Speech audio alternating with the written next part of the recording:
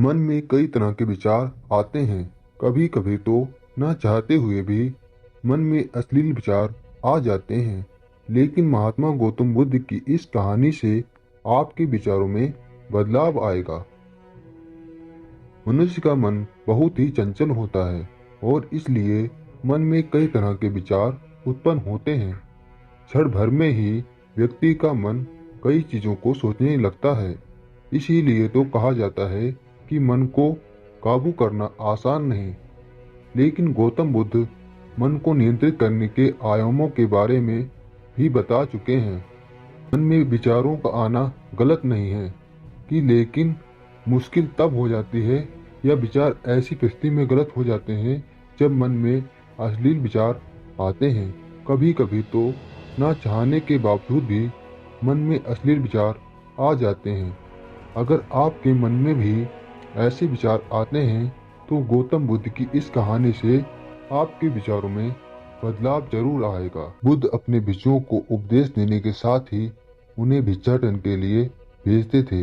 एक बार उन्होंने अपने भिक्षु भरत को भिक्षा लेने के लिए एक श्राविका के घर भेजा। भरत पूरे रास्ते मन में यह सोचते हुए श्राविका के पास गया कि आखिर आज भिक्षा में क्या भोजन खाने को मिलेगा, क्योंकि भरत चंद्रू वंश के राजकुमार थे और बुद्ध के सानिध्य भिक्षु के रूप में दीक्षित हुए थे।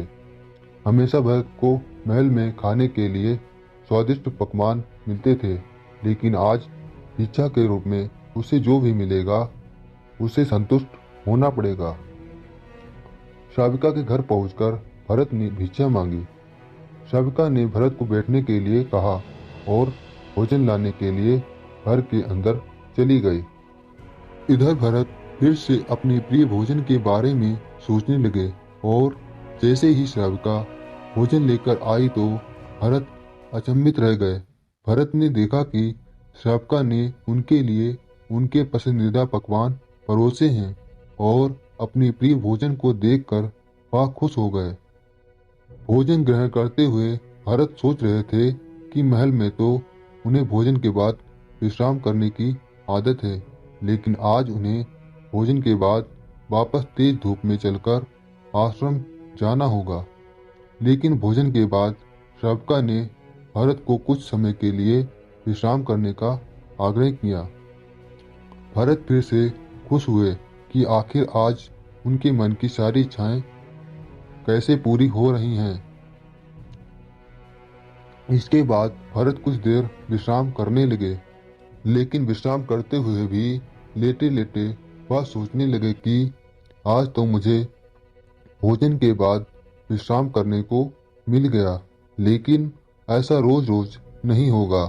जब भरत विश्राम करने के बाद उठे तो श्राविका ने कहा कि आप जब तक चाहें यहाँ ठहर सकते हैं। भरत आप समझ चुके थे कि ये कोई संयोग नहीं हो सकता। उन्होंने श्राविका से कहा कि मुझे क्षमा कीजिए, क्या आप मेरा मन पढ़ सकती हैं? श्राविका ने हाँ में उत्तर दिया और कहा कि हाँ, मैं आपका मन पढ़ सकती हूँ। शुरू में यह कठिन, लेकिन फिर मैंने स्वयं के मन के विचारों को देखना शुरू किया। पहले मेरे विचारों की संख्या अनगिनत हुआ करती थी।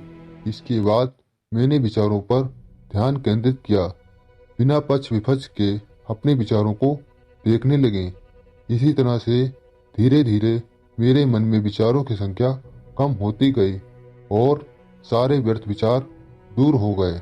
इसके बाद से ही मैं दूसरों के मन में चल रहे विचारों को पढ़ लेती हूँ। हालांकि श्राविका की बात सुनकर भरत घबरा गए। इसके बाद भरत ने श्राविका से आज्ञा ली और आश्रम के लिए निकल पड़े।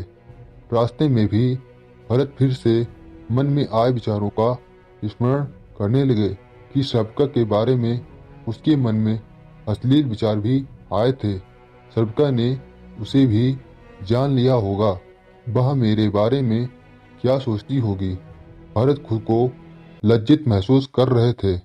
भरत ने आश्रम पहुंचकर गौतम बुद्ध से कहा कि अब मैं कभी भिक्षाटन के लिए नहीं जाऊंगा। बुद्ध ने भरत को पास बुलाया और कहा कि क्या हुआ, तुम मुझे सारी व्यथा बताओ। भरत ने सारी बातें बुद्ध को बताईं। इसके बाद बुद्ध ने कहा कि अगले एक हफ्ते तक तुम भिक्षाटन के लिए उसी श्रावका के घर पर जाओगे, लेकिन तुम्हें इस बात का ध्यान रखना होगा, कल भिक्षाटन के लिए जाते हुए तुम अपने चित्त को पूरे होश में रखना। तुम्हारे भीतर क्या विचार उठे उन पर ध्यान केंद्रित करना, और यह भी ध्यान रखना कि तुम्हारे मन में कौन सी वासना उठ रही है। तुम कल इन सभी चीजों को ध्यान में रखकर जाना और इसके बाद मुझे वापस आकर बताना। अगले दिन भरत भिक्षाटन के लिए गए। बुद्ध के बताए अनुसार वह पूरे रास्ते अपने होश को जागृत रखते हुए चल रहे थे। जब श्रावका के घर आया तो भरत ने भिक्षा मांगी। उसके भीतर कोई वासना नहीं थी और ना ही कोई विचार उत्पन्न हो रहे थे, क्योंकि उसने अपने मन को पूरी तरह जागृत रखा था। भरत ने भिक्षा ली और आश्रम चला गया। भरत ने बुद्ध को प्रणाम किया और कहा कि आज मुझे जिस आनंद की अनुभूति हुई वह पहले कभी नहीं हुई थी।